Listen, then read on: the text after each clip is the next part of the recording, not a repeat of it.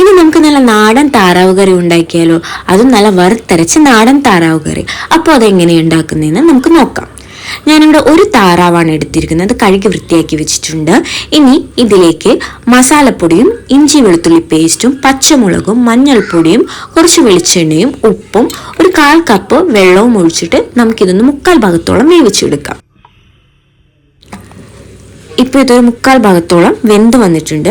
ഇനി ഇതിലേക്ക് നമുക്ക് ഒരു പച്ചക്ക അരിഞ്ഞതുകൂടെ ഒന്നുകൂടെ ഒന്ന് വേവിച്ചെടുക്കുക. അപ്പോൾ ഞാനിവിടെ ഒരു പച്ചക്ക അരിഞ്ഞതുകൂടെ ഇട്ട് കൊടുക്കണേണ്. ഇനി കുറച്ച് മഞ്ഞൾപ്പൊടി കൂടെ ഇട്ടിട്ട് നമുക്ക് ഇതൊന്നുകൂടെ ഒന്ന് വേവിച്ചെടുക്കാം.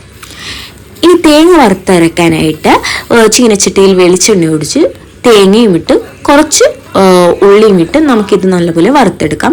ഒരു ബ്രൗൺ കളർ ആവുമ്പോഴേക്കും നമുക്ക് അതിലേക്ക് മസാലപ്പൊടി ഇട്ട് കൊടുക്കാം. പിന്നെ 2 ടേബിൾ സ്പൂൺ മല്ലിപ്പൊടിയും 1/4 ടീസ്പൂൺ മഞ്ഞൾപ്പൊടിയും 1 ടീസ്പൂൺ മുളക് പൊടിയും ഇട്ട് നല്ലപോലെ ഇത് വറുത്തെടുക്കാം.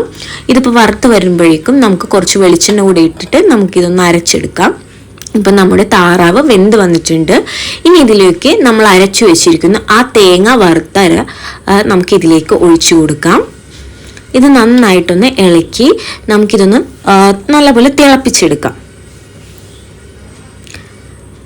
ഇപ്പം ഇത് കുറച്ച് കുരുമുളക് പൊടി കൂടെ ഞാനിതിൽ ആഡ് ചെയ്ത് കൊടുക്കുന്നുണ്ട്. ആ ഒരു കുരുമുളകിൻ്റെ ഒരു ടേസ്റ്റ് ഇഷ്ടമുള്ളവർക്ക് അത് ആഡ് ചെയ്ത് കൊടുക്കാം. അപ്പം നല്ലപോലെ തിളച്ച് വന്നിട്ടുണ്ട്. ഇനി ഒരു ചീനച്ചട്ടി വെച്ചിട്ട് നമുക്ക് കുറച്ച് വെളിച്ചെണ്ണ ഒഴിക്കാം, കടുക് പൊട്ടിക്കാം, വറ്റൽമുളകും വേപ്പിലയും ഇട്ട് ഞാൻ ഒരു സവാള അരിഞ്ഞതോട്ട് നല്ലപോലെ നമ്മൾ മൂപ്പിച്ചെടുക്കുകയാണ്. ഇനി ഈ മൂപ്പിച്ചെടുത്ത ഈ താളിപ്പ് കൂടി നമുക്ക് ഈ വറുത്തരച്ച് വെച്ചിരിക്കുന്ന കറിയിലോട്ട് നമുക്ക് ആഡ് ചെയ്ത് കൊടുക്കാം. അപ്പോൾ നമ്മുടെ